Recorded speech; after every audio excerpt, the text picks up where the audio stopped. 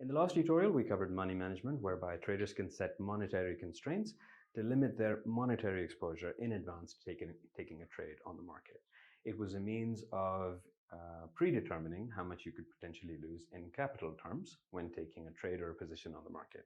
We also touched upon briefly as to the differences between capital management, money management, and the risk of a trading strategy. And in this tutorial onwards, from this tutorial onwards, we're going to be talking about the risk itself of a trading strategy, what it means from a qualified investor's perspective if you're a trader who's got a trading strategy that you consider investable and would like to attract investor capital to it. And thirdly, how to go about measuring the risk of a trading strategy, the industrial practices that are used in calculating such risk, what are the specifics of calculating such risk, and how we calculate the risk of a trading strategy at Darwinex, and any differentiating factors therein that we'd like to touch upon. For now, to begin that conversation, let's talk about some norms in the industry at the moment that traders follow in presenting a picture of risk to investors that is incomplete at best. And how that goes about is as follows. Let's imagine you have a trading strategy and it looks like as follows in terms of your evolution. You have two periods of drawdown. You have one period over here and then one over here. And finally, you arrive at a 40% return after a period of 2 years. Okay, point of origin. These periods of drawdown, peak to trough that we've observed, let's make this a bit more stable. Let's make it something like so. Yeah. So this period over here, your peak to trough maximum drawdown experienced over here was accrued over a period of 3 months. And this second period of drawdown was of the same magnitude at 25%, but was accrued over a much smaller period of 1 week. Let's ignore the scales of the 3 months and the 1 week, as this is an example scribble on the whiteboard. Now, for a trader who's presenting their picture in terms of return and maximum drawdown, we're going to have a conversation, simulate a conversation with an actual qualified investor who's going to ask certain questions. And the trader will attempt to answer these questions using industry norms such as maximum drawdown. Qualified investor approaches this scenario and says, I would like to invest in something. What is the profitability of your trading strategy to begin with? Is it worth my time? You will obviously answer that question quite easily. It's fairly straightforward. You have 40% over 2 years. Investor responds, great, that's pretty impressive. 40% over 2 years in these market conditions is pretty good. Could you please now tell me what level of risk you assumed in arriving at that 40%? If you're a trader using the standard industry norms of maximum drawdown to present this investor with your picture of risk, you would state that, well, my maximum historical drawdown is 25%, which is true. There's nothing wrong with stating that maximum drawdown is 25%, but it is incomplete as a reference for the investor. Why?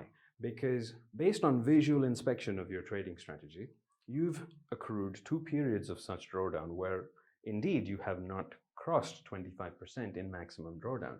But there's a bigger problem here that a qualified investor will very much be interested in ascertaining.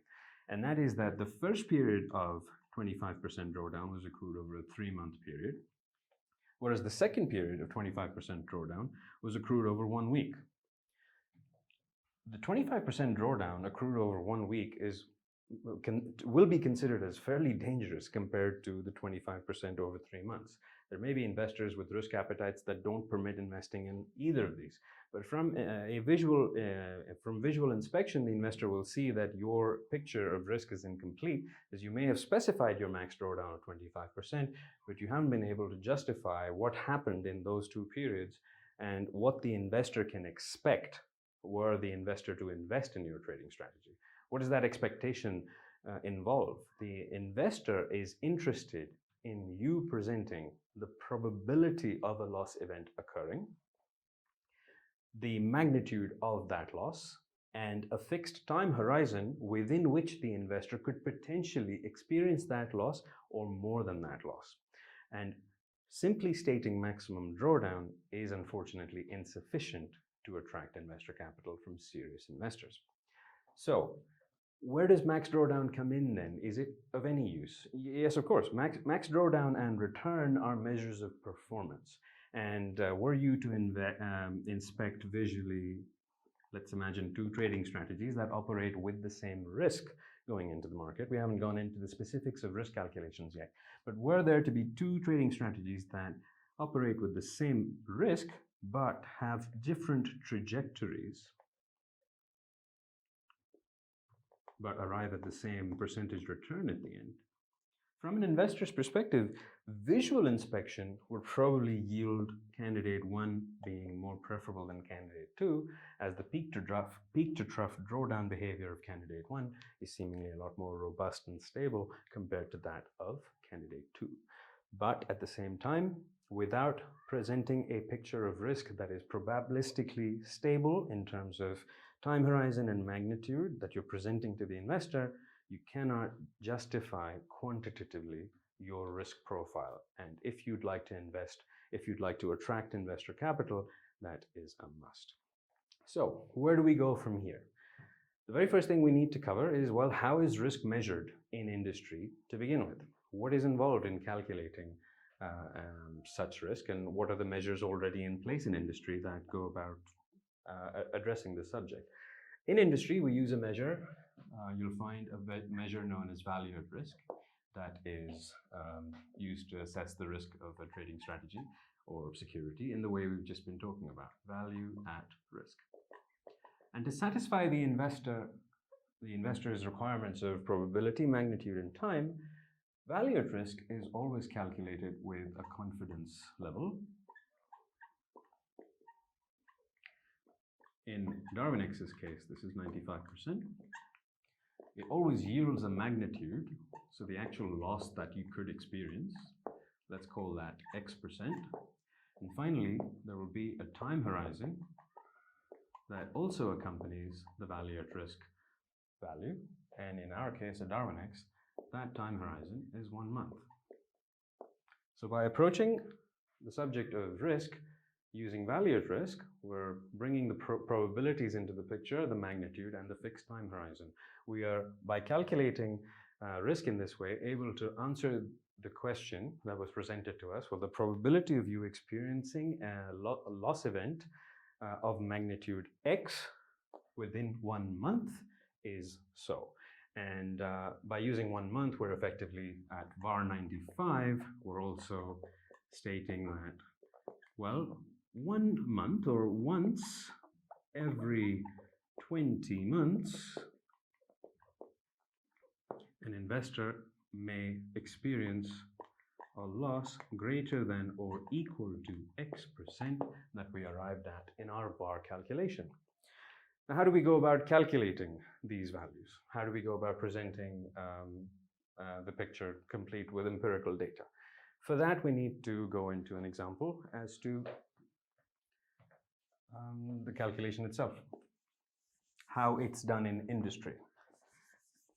So let's take this away and draw a new curve to go into this in a bit more detail. To calculate the value at risk of a trading strategy, let's assume we have this as a curve, and point of origin, return, time. We start at t0, go all the way to tn-1. This is the number of returns we have. Let's assume that n in our random examples case is 500 days worth of data. So what we're going to do in order to start calculating value at risk is first get all the returns for each of the days in our sample, the R0, R1, all the way through to Rn-1. Once we have all of these returns, we will first calculate the mean of those returns, or also just call it R prime. And finally, we're going to calculate this daily standard deviation to start with, which is calculated as the square root of the summation of each return demeaned squared over n minus 1. This will give us the daily volatility, the daily standard deviation of returns. With the standard VAR calculation, there are some assumptions that are made in order for us to arrive at the value at risk itself based on our confidence level.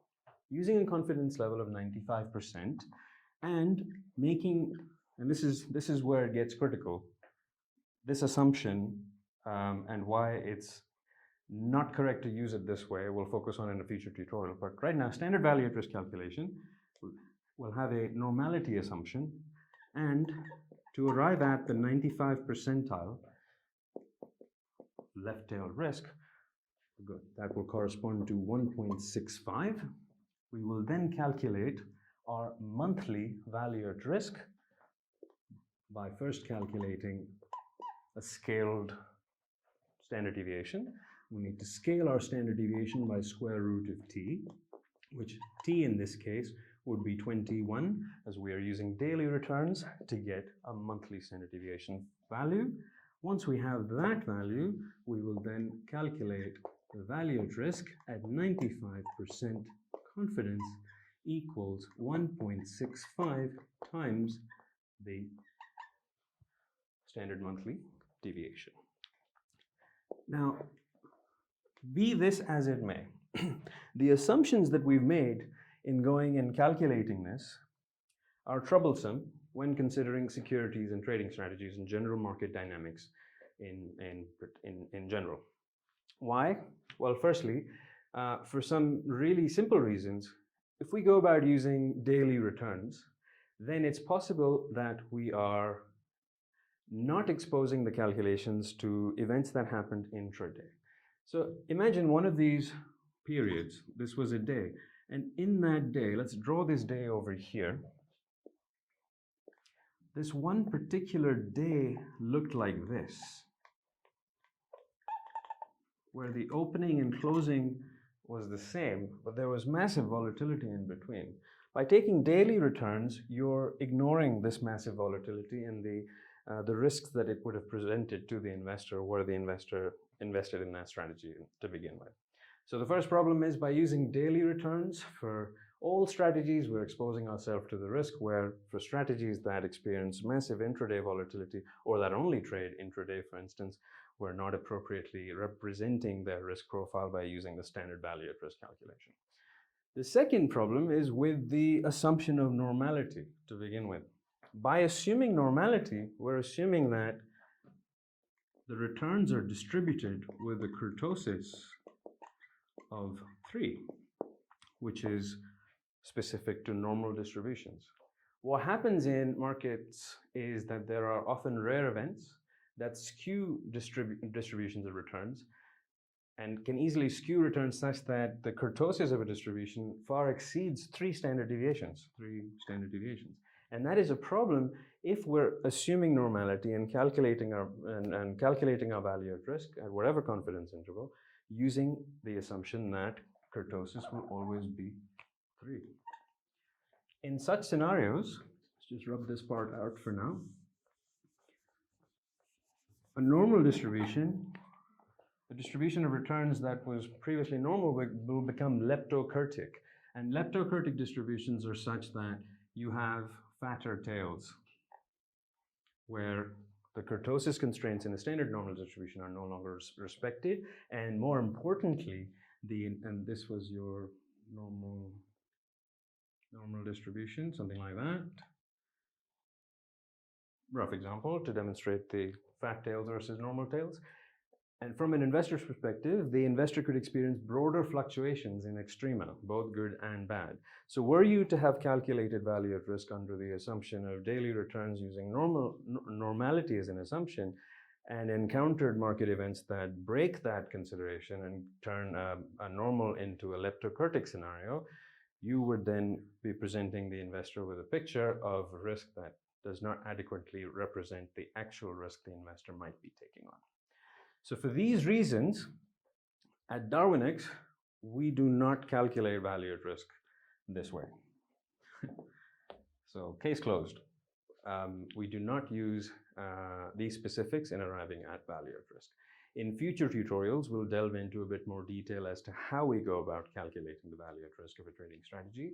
We'll also delve into some additional proprietary metrics and algorithms that we've engineered to address the subject of, well, firstly, having appropriate considerations, appropriate assumptions in place when dealing to market returns, but also having appropriate metrics in place to more adequately represent the risk of a trading strategy from an investor's perspective, so that we present a picture of risk that is more accurate than what standard value at risk calculations present. See you in the next tutorial.